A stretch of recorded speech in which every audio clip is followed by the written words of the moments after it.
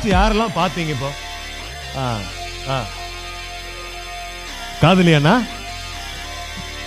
அதானே, அது இல்ல, சிரிப்பு வந்துச்சுல்ல, அதுதான் ஏதோ ஒரு பூ வந்துச்சு இல்லையா மொத்தம். ஓகே சரி, திரும்ப சந்திக்கலாம். நன்றி ஃப்ரெண்ட்ஸ். என்னோட கான்டாக்ட் நம்பர் வந்து இங்கே அசோசியேஷன்லேயே இருக்குது. யாருக்கிட்ட கேட்டிங்கனாலும், சசி அண்ணா இருக்காரு, ஜெயராஜ் அண்ணா, யாருக்கிட்ட கேட்டிங்கனாலும் என்னோட கான்டாக்ட் நம்பர் கண்டிப்பாக கிடைக்கும். அப்புறம் அவர் யூடியூப்ல போடும்போது என்னோட கான்டாக்ட் நம்பர் கீழே மென்ஷன் பண்ணி போடுவார். Okay, thank you friends, thank you.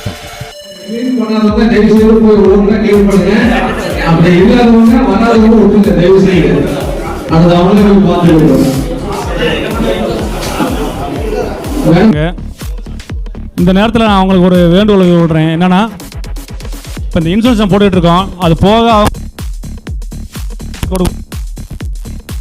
என்னென்ன யூசஸ் இருக்குது அப்படிங்கிறத கண்டிப்பாக கொஞ்சம் தெரியப்பட நல்லாயிருக்கும். ஏன்னா எல்லா மெம்பருமே அந்த ஏடிஎம் கார்டு எல்லாம் வாங்கி அப்படியே எங்கே மூலையில் வச்சுக்க தெரியல. பட் அது நல்லா யூஸ் பண்ணலாம். பேங்கில் மற்ற பேங்கில் நீங்கள் எப்படி ஏடிஎம் கார்டெலாம் யூஸ் பண்ணுறீங்களோ அந்த மாதிரி அக்கௌண்ட்டை வந்து ஆக்டிவாக வச்சுட்டிங்கன்னா நல்லா யூஸ்ஃபுல்லாக இருக்கும். ஸோ அதை பற்றி அவங்க கொஞ்சம் விளக்கமாக சொன்னால் நல்லாயிருக்கும்னு நினைக்கிறேன். ஓகேங்களா சார்? எல்லாருக்கும் வணக்கம். இதுக்கு முன்னாடி உங்களுக்கு அக்கௌண்ட் ஓப்பன் பண்ணும்போது ஒரு கியூஆர் கார்டை கொடுத்துருப்பாங்க. அது நார்மலாக எதுக்கு கொடுக்குறாங்கன்னா, நம்ம அக்கௌண்ட் ஓப்பன் பண்ணுறது கொஞ்சம் படிப்பறிவு இல்லாத மக்களுக்கு, எழுத படிக்க தெரியாத மக்களுக்கு பண்ணுவோம். கிராமத்தில் இருக்க மக்களுக்கு அவங்களோட 100 நாள் சம்பளம் அதெல்லாம் வாங்குறதுக்கு பண்ணுவோம். அந்த கியூஆர் கோடு ஜஸ்ட் ஒரு ரெப்ரசன்டேஷன் தான். அந்த கியூஆர் கார்டு ஒரு அட்டையை கொடுத்தாங்களே, நான் அதை சொல்கிறேன். அந்த அட்டையை கிராமத்தில் இருக்க மக்கள் என்ன பண்ணுவாங்கன்னா, அந்த கார்டை கொண்டு போனால் போஸ்ட்மேன் வந்து அதை ஸ்கேன் பண்ணி அக்கௌண்ட் டீட்டெயில் எல்லாமே ஃபெச் பண்ணுவாங்க, எடுப்பாங்க. அதுக்காக தருது. இன்னொரு மெர்ச்சன்ட் கியூஆர் ஒன்று கொடுத்துருப்பாங்க கடையில் ஒட்டுறதுக்கு.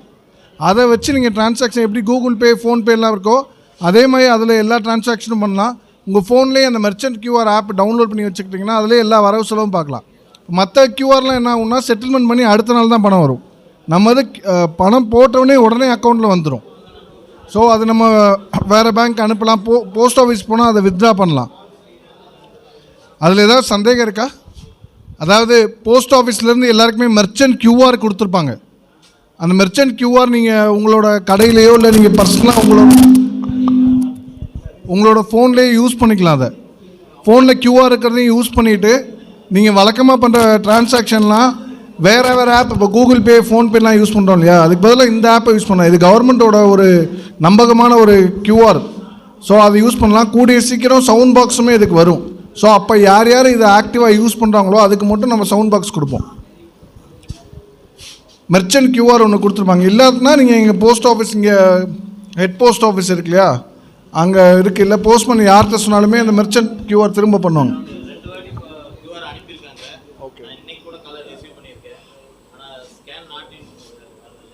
கியூஆர் கார்டு இல்லை.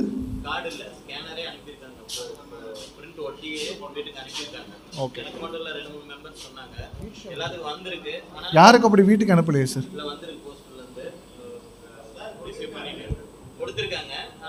சார் அனுப்பிச்சிருந்தா நாங்கள் தானே அனுப்பிச்சிருக்கணும்.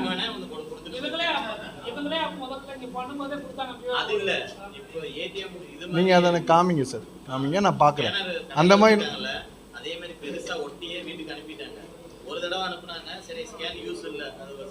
இல்லை, அப்படி நாங்கள் யாருக்கும் அனுப்பலை. அந்த மாதிரி தகவலும் எனக்கு தெரியலை. நீங்கள் நான் சார்ட்ட என் நம்பர் இருக்குது.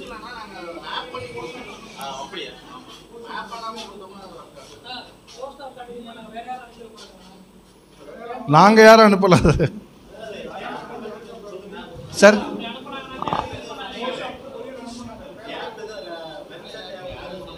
மெர்ச்சன்ட் ஐபிபிபி மெர்ச்சன்ட் ஒரு ஆப் இருக்குது ப்ளே ஸ்டோரில். அதை டவுன்லோட் பண்ணிங்கன்னா நம்ம வரவு செலவு பண்ணோம், யார் பணம் அனுப்பிச்சா எல்லாமே அதிலே பார்க்கலாம். இப்போ மற்ற ஜிபே, பேடிஎம்,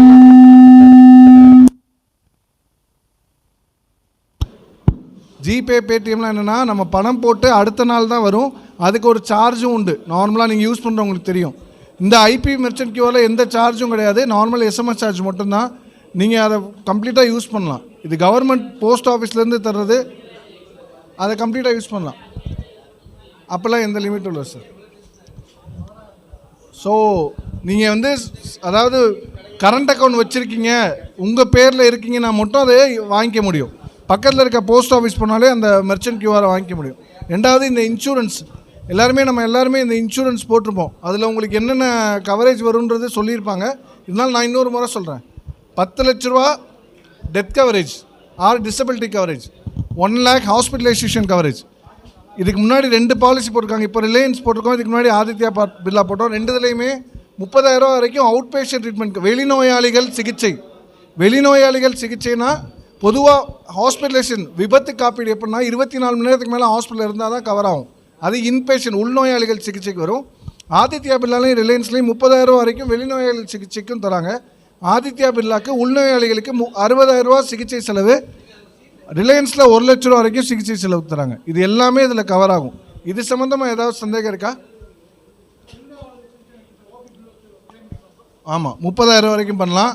ஓபி வாங்கும்போது கரெக்டாக டாக்டர் அந்த டிஸ்சார்ஜ் சம்மரியில் கொடுக்கணும்.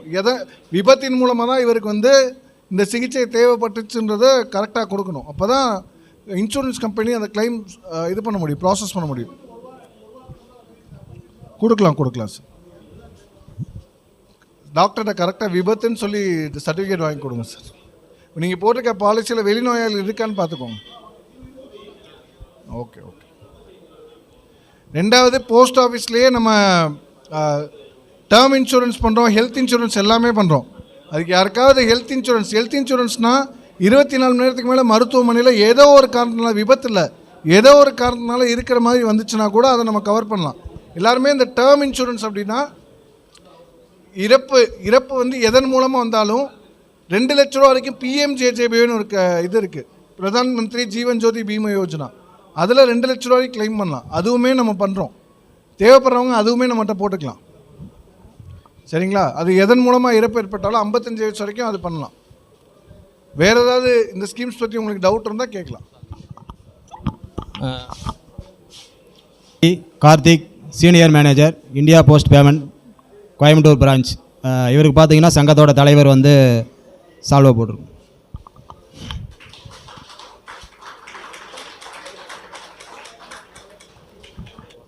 Mani Ratnam, executive Indian Post Payment Bank Coimbatore branch. இவருக்கு சங்கத்தின் செயலாளர் சங்கத்தின் ஆலோசகர் சாலாபு.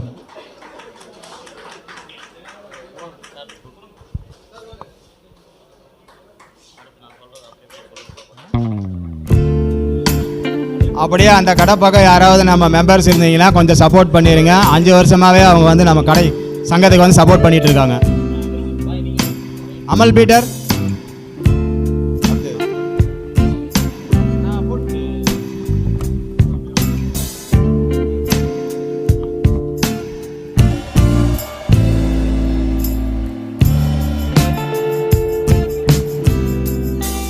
ஸ்பான்சர் பண்ணியிருக்காங்க, 10,000 ரூபா கொடுத்துருக்காங்க.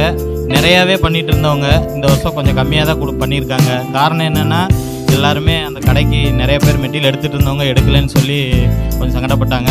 கண்டிப்பாக ரெகுலராக போகிறவங்க, அங்கே வாங்குறவங்க தொடர்ச்சியாக சப்போர்ட் பண்ணுங்கள். அவங்க நம்ம சங்கத்துக்கு எப்போவும் சப்போர்ட் பண்ணுறேன்னு சொல்லியிருக்காங்க. தொடர்ச்சியாக உங்களோட ஆதரவை ராமுவோடருக்கு கொடுங்க. நன்றி. பட்டி இவருக்கு நிறைய சப்போர்ட் கொடுக்கணும் அப்படின்னு சொல்லி எதிர்பார்க்குறாரு. இப்போ சமீப காலமாக ஒரு 6 மாதமாக எந்த உறுப்பினரும் ஜாஸ்தி சப்போர்ட் பண்ணலை அப்படின்னு சொல்லியிருக்காரு. அதனால் நம்ம மெம்பரு, நம்ம சங்கத்தை சார்ந்தவர், அவர் வளர்ந்தால் நம்ம சங்கம் வளர்ந்த மாதிரி. அதனால் அவருக்கு சப்போர்ட் பண்ணுங்கள். அதே மாதிரி அவர் 2 வருஷமாக அவர் பட்டி மூலியமாக சங்கத்துக்கு ஸ்பான்சர் கொடுத்துருக்காரு. ஒரு பட்டி பேக்குக்கு இவ்வளோன்னு சொல்லி அமௌண்ட் அவர் கொடுத்துருக்காரு சங்கத்துக்கு 2 வருஷமாக. இப்போ சமீபமாக ஒரு 6 மாதமாக பிஸ்னஸ் இல்லை, உறுப்பினர் மெம்பர் யாரும் எடுக்கலை அப்படிங்கிறதுனால எதுவுமே கொடுக்கல. இனிமேல் வரக்கூடிய காலங்களில் அவருடைய பட்டி வாங்குறதுக்கு ட்ரை பண்ணுங்கள்.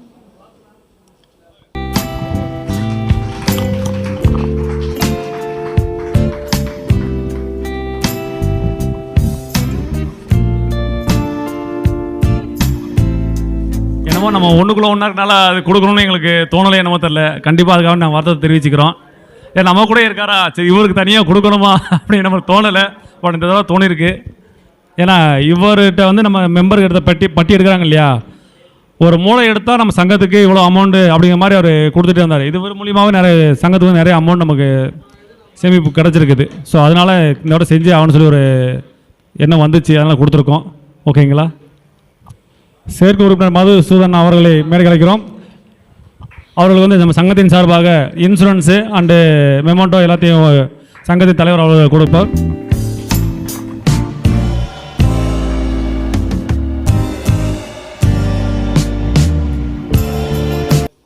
உறுப்பினரெல்லாம் கொஞ்சம் கவனமாக கேளுங்க. ஆல்ரெடி நம்ம போன மீட்டிங்கில் சொல்லியிருந்தோம், நம்மளோட சங்கத்தோட வருமானத்துக்கு ஏதாவது ஐடியா இருந்தால் சொல்லுன்னு சொல்லியிருந்தோம். யாராவது யோசிச்சு வச்சுருக்கீங்களா? அதை மட்டும் கேட்காதீங்க, வேறு என்னன்னு சொல்லுங்கள் அப்படி சொல்கிறீங்களா? சொல்லுங்கள், என்ன மாதிரி நம்ம சங்கத்துக்கு வருமானத்தை உண்டு பண்ணுறதுக்கு ஏதாவது பிஸ்னஸ் பண்ணலாமா, அல்லது வேறு ஏதாவது தொழில் பண்ணலாமா, சங்கத்து மூலியமாக ஏதாவது சங்கத்தோட நேமில் பண்ணலாமா அப்படிங்கிற ஏதாவது யோசனை இருந்தால் சொல்லுங்கள். ஏன்னா கடந்த 5 வருஷம் ஆச்சு நம்ம சங்கத்தை ஆரம்பித்து ஒரு அமௌண்ட் மாதிரி ரெடி பண்ணி நமக்கு சங்கத்துக்கு நிரந்தரமாக வருமானம் வர மாதிரி இருந்துச்சுன்னா அமௌண்ட் சேர சேர நம்ம எல்லாத்துக்குமே அதில் வந்து ஒரு சொத்து மாதிரி சேர்ந்துட்டே இருக்கும். ஒரு குறிப்பிட்ட காலத்துக்கு அப்புறம் அவர் வந்து ஒரு எல்லாத்துக்குமே ஒரு பிரித்து கொடுக்கக்கூடிய ஒரு இன்கம் மாதிரி கொடுக்கலாம் அப்படின்னு ஒரு முடிவு பண்ணோம். அது ஏதாவது ஐடியா இருந்தால் சொல்லுங்கள், நாங்களும் யோசனை பண்ணிகிட்டு இருக்கோம். பட் எல்லாத்துக்கும் ஒத்து வர மாதிரி ஏதாவது ஐடியா தான் சொல்லுங்கள். யாருக்க வாங்க. இல்லை, சங்கத்து மூலியம் வேலை எடுத்து கொடுத்து கமிஷன் வாங்க சொல்கிறீங்களா? இல்லை இப்போ இருக்க காம்படிட்டர்கிட்ட போட்டி போட்டு நம்ம வேலை எடுக்கிறதுக்கு ரேட்டு அவங்க கூட போட்டி போடும்போது கம்மியாக எடுக்கிறோம். அதில் எந்த மாதிரி நம்ம ரேட்டு கம்மி பண்ணி கொடுத்து வாங்க முடியும் அப்படிங்கிறது என்னுடைய கேள்வி. இப்போ ஒரு இடத்துக்கு நம்ம ரேட்டு கொடுக்க போகிறோம், நம்ம 2 ரூபா கொடுத்தா அங்கே 1.5 ரூபாய்க்கு ரெடி ஆள் இருக்குது. கடையிலேருந்து 130 சைட்டுக்கு மெட்டீரியல் போகும். சரிங்களா?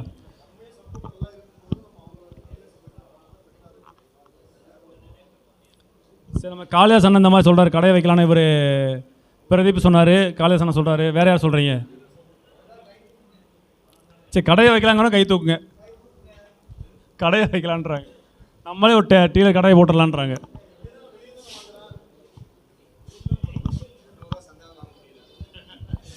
பொருளாளர் என்ன சொல்கிறாருன்னா 200 ஆஃபீஸ் க்ளோஸ் பண்ணிவிட்டு இப்போ என்னோடய ஆஃபீஸ் இருக்குது, சங்க தலைவர் தனியாக ஒரு ஆஃபீஸ் வச்சுருக்காரு, நாங்கள் தனியாக ப்ரைவேட்டாக எங்களோட சங்கத்தை எங்களுடைய பேரில் நாங்கள் ஆஃபீஸ் வச்சுருக்கோம். அங்கேயே கூட அந்த பொருளெல்லாம் கொஞ்சம் கொஞ்சம் அங்கங்கே பிரித்து வச்சுட்டு ரன் பண்ணி அப்படின்னா அது அப்படி பண்ணும்போது ஒரு 70,000 மிச்சம் வரும். அது அப்படியே இதில் போட்டு வச்சுக்கலாம் அப்படின்னு. ஏன்னா ஆஃபீஸுங்கிறது நம்ம எப்போயோ தடவை தான் போகிறோம், பெருசாக நம்ம ஆஃபீஸ் வந்து யூஸ் பண்ணுறது கிடையாது. அதை க்ளோஸ் பண்ணலாம்னு நினச்சிட்டு இருந்தோம். அப்படி க்ளோஸ் பண்ணோம்னா அதில் இருக்க திங்ஸ் எல்லாமேவும் என்னோடய ஆஃபீஸ் இருக்குது, அங்கேயே கூட நம்ம நடத்தலாம், மீட் நடத்தலாம். அந்த மாதிரி பெரிய ஆஃபீஸ் தான் வச்சுருக்கேன். அப்புறம் சங்க தலைவர் வச்சுருக்காரு, அவர் வந்து மதுக்கரையில் வச்சுருக்காரு, அந்த பக்கம் கூட வைக்கலாம். ஸோ ரெண்டுலேயுமே மெட்டீரியல் கொஞ்சம் தள்ளி வச்சுக்க செட் பண்ணி வச்சுட்டு இதோட அமௌண்ட்டை வந்து நம்ம அப்படியே சேவ் பண்ணிக்கலாம் அப்படின்னு நினச்சிட்டு இருக்கோம். ஆஃபீஸ் என்னோடய ஆஃபீஸ் வந்து அசோக் நகர், நம்ம சரவண நகர் ரோடு இருக்கு இல்லையா, அதில் வந்து ஸ்ரீநகர்னு சொல்லி உள்ளே போகிற அசோக் நகர் மேல் பகுதியில் உள்ளே போகிறது, அங்கே தான் என்னோடய ஆஃபீஸ் வச்சுருக்கேன் நான். சப்போஸ் நான் மெயினுக்கு மாற்றினா மாற்றுவேன், இல்லாட்டி பெரிய குடோன் மாதிரி எடுத்துகிட்டு அங்கேயோ நான் தனியாக ஆஃபீஸும் குடோன் எல்லாமே ஒட்டுக்க வைக்கிற மாதிரி கூட பிளானில் என்ன இருக்குது. அப்போ ஒரு 70,000 மிச்சமாகும். ஏன்னா சங்கத்துக்கு வந்து வாடகைன்னு அது ஒரு 5,000 போயிட்டே இருக்குது, கரண்ட்டு பில்லு எல்லாம் சேர்த்து ஒரு 70,000 போகுது. அதையும் சேவ் பண்ணிட்டோம்னா இப்போ ஒரு அமௌண்ட் எவ்வளோ இருக்குங்கிற ஒரு பொருள் சொல்லுவார், வரவு செலவு சொல்லுவார். அது போக நீ வருஷம் இது மிச்சமாகும். அதை தாண்டி வேறு ஏதாவது வகையில் சங்கத்துக்கு வருமானத்துக்கு எதாவது பண்ணிங்கன்னா நம்ம எல்லாம் சப்போர்ட் பண்ணால் ஒரு பெரிய அமௌண்ட் ரெடி பண்ணலாம். என்னோடய இது என்னென்னா ரொம்ப ஒரு கல்யாண மண்டபமோ ஏதாவது ஒன்று நம்ம லீஸுக்கு எடுத்து ரெண்டலுக்கு விட்டு, ஏன்னா இப்போ கல்யாண மண்டபம்லாம் நல்லா போயிட்டுருக்கு, சங்கத்து மூலிமா ஒரு அமௌண்ட் எல்லாம் போட்டு கூட நம்ம சங்கம் மீட்டிங் நடத்திக்கலாம், ஆஃபீஸ் அங்கேயே போட்டுக்கலாம். அந்த ரெண்டல் வர நமக்கு வந்து சங்கத்துக்கு ஒரு வருமானம் வரும். அந்த மாதிரி பண்ணலாம் அப்படின்னு ஒரு ஐடியாவும் இருக்குது. அது இல்லாமல் வேறு ஏதாவது ஐடியா கூட சொல்லுங்கள். ஏன்னா ஒரு குறிப்பிட்ட ஒரு காலம் போனதுக்கப்புறம் 10 வருஷம் ஆகுதுன்னு வச்சுங்க, சங்கத்துக்குன்னு ஒரு பெரிய சொத்து இருந்துச்சுன்னா அந்த சொத்துங்கிறது எப்படின்னா ஒரு வருமானம் வந்துகிட்டே இருக்கணும். சும்மா ஏதோ பெருசாக ஒரு பில்டிங் இருக்குது அப்படின்னா அது யூஸ் இல்லை, அது ஒரு வருமானம் வரணும். வந்துச்சுன்னா நாளைக்கு வந்து அது வருமானம் வர எல்லாத்துக்கும் அதில் வந்து ஒரு அமௌண்ட்டு கொடுக்கலாம். ஒரு வயசான காலத்தில் நமக்கு ஒரு வீட்டுக்கு வந்து ஒரு அமௌண்ட் வந்துகிட்டே இருக்கும். ஏன்னா பெயிண்ட் அடித்தோம் அதோட முடிஞ்சு அப்படிங்கிற இல்லாமல் நமக்குன்னு ஒரு வருமானம் வந்துச்சுன்னா நல்லாயிருக்கும் இல்லையா, ஒரு சேவிங்ஸ் மாதிரி வந்துகிட்டே இருக்கும் இல்லையா அப்படின்னு ஒரு ஐடியா. எல்லாம் சப்போர்ட் பண்ணுங்கள். குறிப்பிட போடுறதுக்கு பதில் போடுங்க, தயவுசெய்து சந்தா கட்டுங்க, ப்ரெஸ் ரோலரை கொடுக்குறோம் அதை வாங்குங்க. ஏன்னா ஒரு 80 ரூபா 90 ரூபாய்க்கு ப்ரெஸ் வாங்கினா ஒரு 10 ரூபா வச்சு விற்கிறோம், அந்த 10 ரூபாய் சங்கத்துக்கு தான் வருமானம் வருது. நிறைய பேர் ப்ரெஸ்ஸஸ் ரோலர் வாங்குறது கிடையாது, வாங்கினாலும் காசு கொடுக்குறது கிடையாது. அதெல்லாம் சப்போர்ட் பண்ணுங்கன்னு சொல்கிறோம். சரிங்களா? இவர் பட்டி விற்றுட்டுருக்காரு, அந்த பட்டியில் சங்கத்துக்கு ஒரு 50 ரூபா ஒரு மூடைக்கு சங்கத்தை அனுப்பிட்டுருக்காரு. மேலே சப்போர்ட் பண்ணி கொடுங்க. சரிங்களா?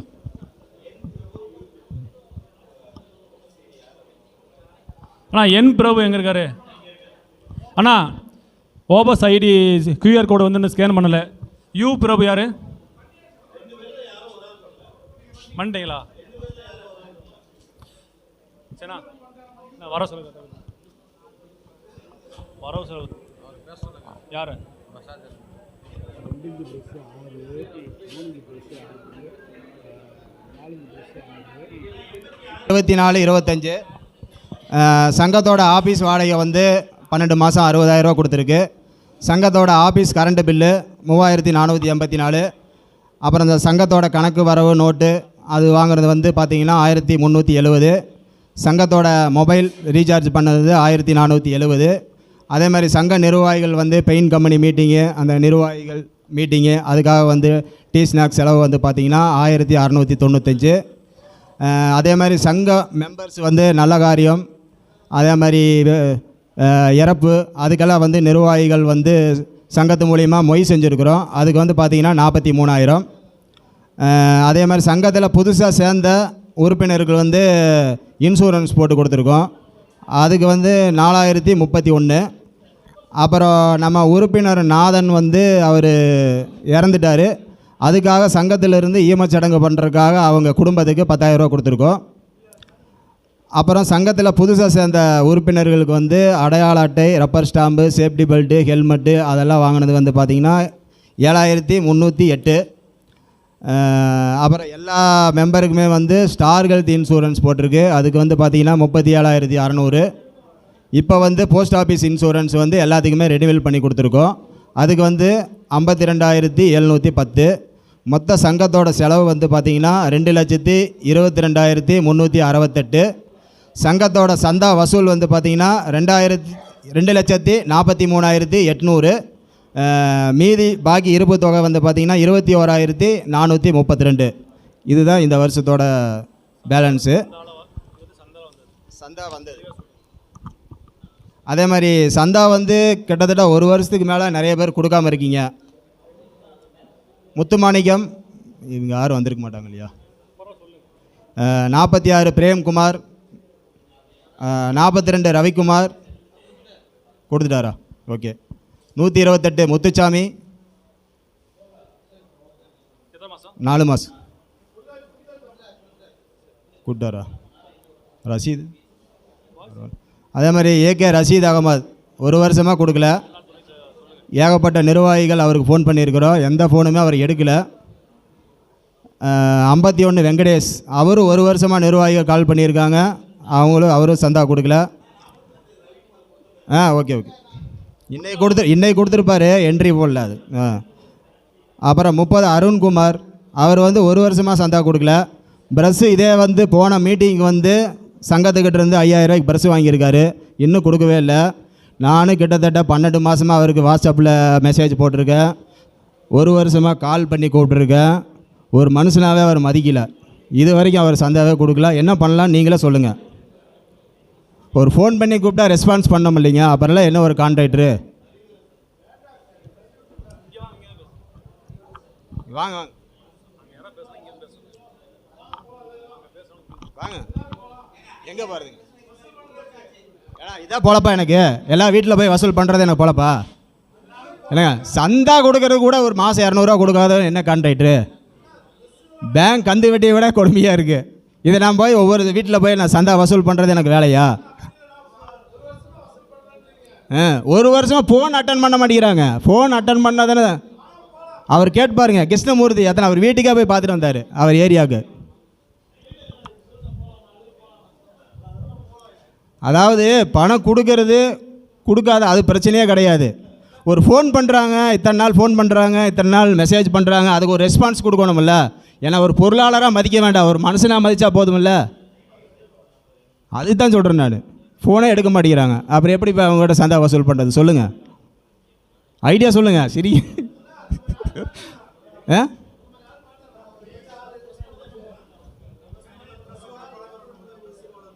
நிறைய நிர்வாகிகள் அவர்கிட்ட வந்து ஃபாலோ பண்ணியிருக்காங்க, நான் மட்டும் கிடையாதுங்க. அதான் இந்த மீட்டிங் வருவாருன்னு பார்த்தேன், இந்த மீட்டிங் வரல.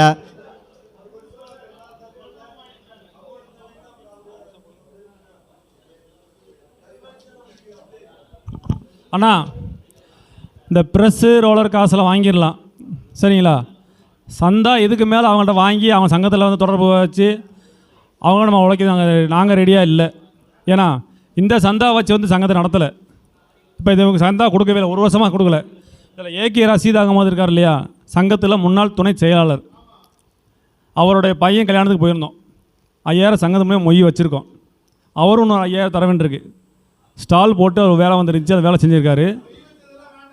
இல்லை நான் சொல்ல வர்றது என்னென்னா, இவ்வளோ அவர் 5000 சங்கம் தர வேண்டியிருக்குது, சந்தை 1 வருஷம் தர வேண்டியிருக்கு. இப்போ அப்படி இருந்தும் கூட நாங்கள் அவர் வந்து பையன் கல்யாணத்துக்கு இங்கே போய் சங்கத்து சார்பாக கலந்துக்கிட்டோம். 5000 மொய் வச்சு வந்திருக்கோம், சங்கத்தோட காசில் வச்சுட்டு வந்திருக்கோம். அதுக்கப்புறமாவது புத்தி வந்து கொடுப்பாருன்னு நாங்கள் எதிர்பார்த்தோம். ஃபோன் அட்டன் பண்ணுறது கிடையாது. ஸோ இந்த மாதிரிலாம் இருக்குது. ஸோ இதில் சந்தா கொடுத்தவங்க போக பாக்கி இருக்க ஆளுகளை நீக்கிடலாம் அப்படின்னு ஒரு இது. ஏன்னா இதுக்கு மேலே வச்சு நான் எது என்ன சொல்கிறது, வெட்டியாக சும்மா தான் எங்களுக்கு ஃபாலோ பண்ணுறது. நம்ம வேறு வேலையை பார்த்து போயிடலாம்.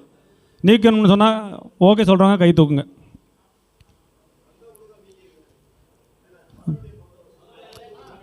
அதாவது சந்தா கொடுக்கல, அதோடு நீக்கிற வேண்டியதான். வர வேண்டிய பணத்தை மட்டும் வாங்கிக்க வேண்டியதான். சங்கத்துக்கு கொடுக்க வேண்டிய பணத்தை வாங்கிக்க வேண்டிய. ஏன்னா இது வந்து ஒருத்தர் காசு இல்லை, 120-130 பேரோட காசு. அதை வாங்கிடலாம். ஓகே தானுங்களா? சரிண்ணா.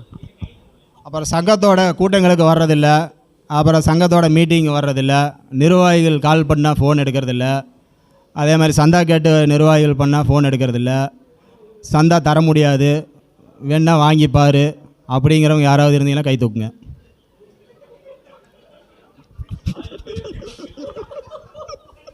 இல்லை, எதுவுமே சங்கம் மீட்டிங் வர மாட்டேன், எதுக்கும் வர மாட்டேன், சங்கத்தோட கூட்டத்துக்கும் வர மாட்டேன், சந்தாவும் கொடுக்க மாட்டேன். முடிஞ்சால் வாங்கிப்பார், நிர்வாகிகள் கால் பண்ண எடுக்க மாட்டோம்.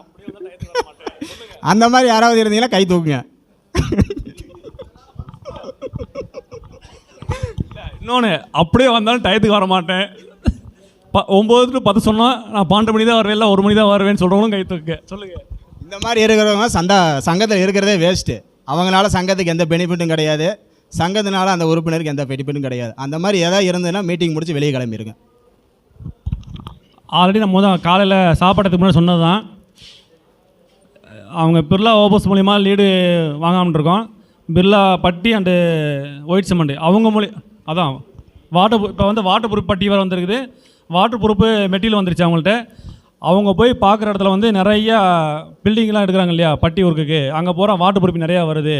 ஃபஸ்ட்டு அதை வந்து மிஸ் பண்ணால் பட்டி ஒர்க்கும் மிஸ் ஆகுது, பெயிண்டிங் ஒர்க் மிஸ் ஆகுது. அதனால் அதையும் நாம் எடுக்கலாம்னு சொல்லிட்டு அவங்க வாட்டர் ப்ரூஃப் மெட்டீரியல் கொண்டு வந்துட்டாங்க. இப்போ லான்ச் பண்ண போகிறாங்க. அதுக்கும் கூட இடையில ஒரு மீட்டிங் வைக்கிறேன்னு இருக்காங்க. ஸோ அந்த மெட்டீரியல் வந்து எப்படி நம்ம அப்ளை பண்ணுறது, அதோட அண்ணா எல்லாம் கொஞ்சம் கவனமாக கேளுங்க. இது நம்ம தொழிலுக்காண்டி பேசிகிட்டு இருக்கேன். இல்லை அங்கே பேசுகிறேன்னா இங்கே வந்து பேசுங்க, அதாவது இங்கே வந்து பேசுங்க, மைக்கிலே பேசுங்க, அங்கெல்லாம் கேட்குறோம். சரிங்களா? அதாவது ஒரு கம்பெனியோட மெட்டீரியல் புதுசாக வந்துச்சுன்னா அதை எப்படி வந்து அப்ளிகேஷன் பண்ணுறது, அதோட தன்மை என்ன, ரேட் என்ன, நமக்கு எதுவுமே தெரியாது. ஸோ அது ஒரு மீட்டிங் கண்டிப்பாக இடம் பண்ணுவாங்க. ஒரு 3 மாதத்தில் பண்ணிட்டு இருக்காங்க. அப்படி பண்ணும்போது எல்லாமே கண்டிப்பாக அந்த மீட்டிங் கலந்துக்காங்க. முடிஞ்ச வரைக்கும் சொன்ன டயத்துக்கு வாங்க. ஏன்னா லேட் ஆகுறது அதில் தான் லேட் ஆகுது. அப்போ வாட்டர் ப்ரூஃபிங் எடுத்துட்டோம்னு சொன்னால் அதுக்கடுத்து அங்கே வரக்கூடிய பட்டி ஒர்க்கும் நமக்கு வரும், பெயிண்டிங் ஒர்க்கும் வரும், பெரிய பெரிய அப்பார்ட்மெண்ட்ஸ் எல்லாமே நமக்கு வரும். இப்போ அதுக்கு பேச்சு நடந்துகிட்டு இருக்குது. அவங்க ஒரு வாட்ஸ்அப் குழு மாதிரி பண்ணுறேன்னு இருக்காங்க. அதாவது அவங்க ஸ்டாஃப்ஸ் இருக்கக்கூடியவங்க, நம்ம இதில் இருக்கவங்க எல்லாம் சேர்ந்து அந்த ஒர்க்கு கன்ஃபார்மான ஒர்க்கு தான் தரேன்னு இருக்காங்க. அப்படி அண்ணா உங்களும் சேர்த்து தான் பேசிகிட்டு இருக்கேன். கன்ஃபார்மான ஒர்க்கு தான் தரோம் அப்படி சொல்லியிருக்காங்க. ஸோ அது மூலிமா வேலை வந்துச்சுன்னா இனி வேலையே இல்லை அப்படிங்கிற கஷ்டம் யாருக்குமே இருக்காது. எங்கேயும் அலைய வேண்டியதில்லை. கன்ஃபார்மாக எல்லாத்துக்கும் வேலை வரும். அந்த குரூப்பில் வந்து ஆட் பண்ணுறது எப்படின்னா சொன்ன மாதிரி தான், கரெக்டாக சந்தா கொடுக்குறவங்க, கூட்டத்தில் எல்லாம் கூட கலந்துக்கிறவங்க, குரூப்பில் ஏதாவது மெசேஜ் பண்ணால் ரெஸ்பான்ஸ் பண்ணுறவங்க, கரெக்டாக வேலை பார்க்குறவங்க, எந்த கம்ப்ளைண்ட் இல்லாமல் நல்லா பண்ணக்கூடியவங்க, இவங்க எல்லாமே நாங்கள் லிஸ்ட் எடுத்துருவோம். அவங்களுக்கு வந்து அப்படி இருக்கவங்க மட்டும் தான் அந்த இதில் குரூப்பில் வந்து ஆட் பண்ணுவோம். அதுக்கப்புறம் வேலை வர எல்லாம் பிரித்து கொடுக்க சொல்லியிருக்குது. அது எல்லாமே யூஸ் பண்ணிக்கோங்க.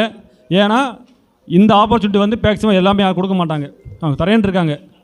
இது மூலிமா நான் வேலை தேடி எங்கேயும் அலைய வேண்டியதில்லை. நல்ல டீம் மட்டும் நீங்கள் ரெடி பண்ணி வச்சுக்கிட்டிங்கன்னா இந்த வாட்டர் ப்ரூஃபிங் வேலைலாம் வந்து ரொம்ப கஷ்டம் கிடையாது. எல்லாம் சொல்லுவாங்க ரொம்ப கஷ்டம்னு. அதெல்லாம் மேக்ஸிமம் மழை பெஞ்ச வேலையை செய்ய முடியாது, வெயில் செய்ய முடியாது, இல்லை வீட்டுக்கு உள்ளே பண்ணுறது தான் மெயினாக. அந்த பாத்ரூம் சங்கன் வர்றது, கிச்சன் ஏரியா, ஒரு சில பில்டிங் ரைஸ் ஆகுது இல்லைங்களா, புட்டிங் காங்கிரீட், அதுலேருந்தே கூட வரக்கூடிய வேலை. ஸோ அந்த மாதிரி வேலை செய்யும்போது எல்லாமே நல்லா ட்ரெயினர் தெரிஞ்சவங்கள வச்சுக்கிறது நல்லது. அதனால் முடிஞ்ச வரைக்கும் நல்ல ஆளுகளை வச்சுக்கோங்க.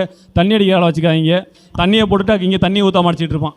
அவன் தண்ணி ஊற்றிடுவான், மெட்டீரியல் தண்ணி ஊற்ற மாட்டான்.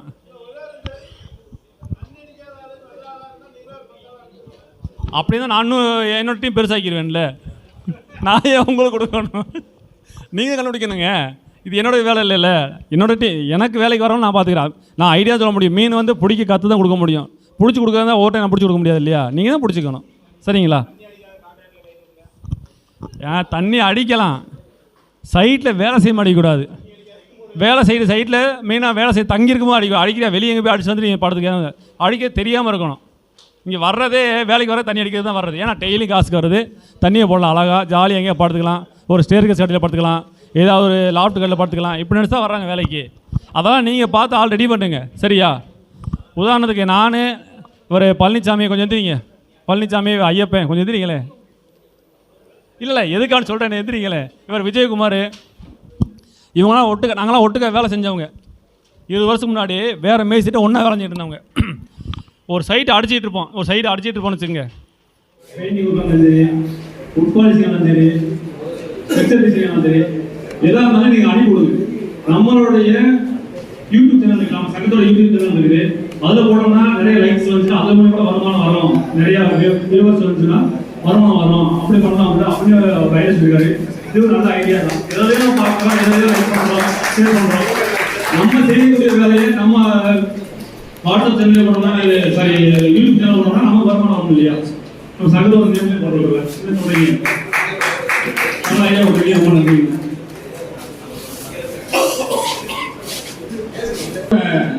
ஆண்டு நடந்திருக்குது. ஸோ இது வந்து நன்றி உரையை வந்து நம்ம சங்கத்தோட துணை செயலாளர் திரு கோவிந்த் அவர்களுடைய உரையாற்றுவார். நன்றி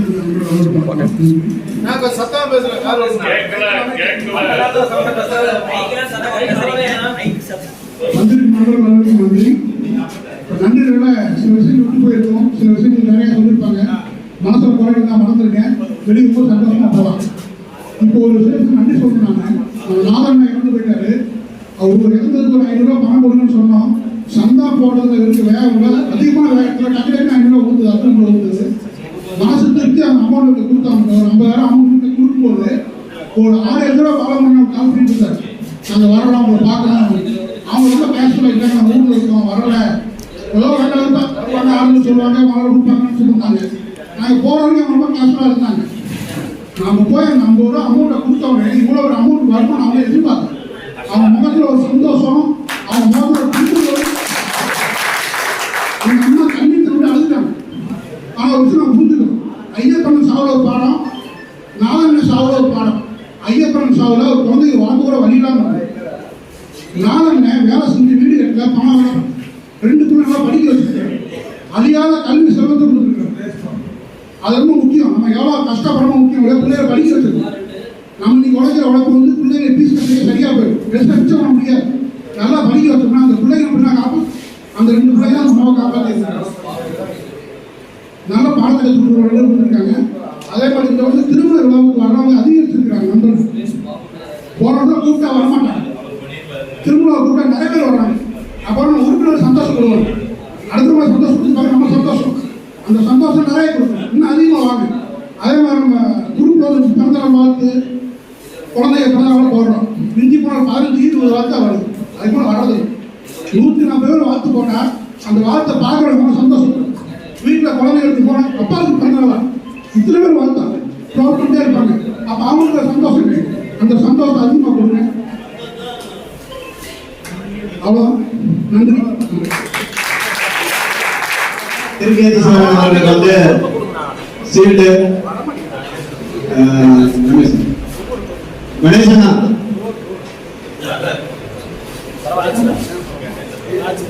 நீங்க தான் மேடைக்கே வர்றதில்ல, ரொம்ப நாளாச்சு மேடைக்கு வந்து.